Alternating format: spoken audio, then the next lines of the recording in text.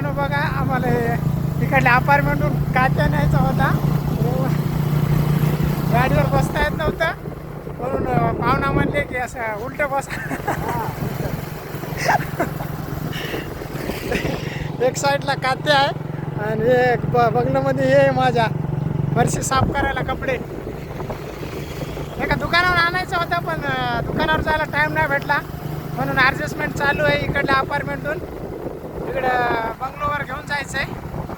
बाळासाहेब 4-5 दिवसासाठी बाहेर गावी गेलेत. चला म्हटलं आपणच ॲडजस्टमेंट करू नाही का. तर उलटं बसलो तर मला जास्त भीती वाटायला लागली. असं वाटायला लागलं पडतो की काय. तर बघा त्या बंगल्यावर आपल्याला जायचं आहे. मिस्त्री आवाज द्यायला तिकडून.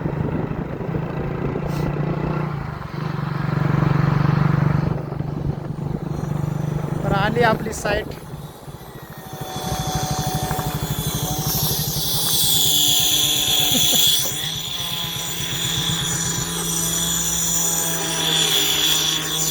आले हा ते कपडे आणले ते फरशी साफ करायला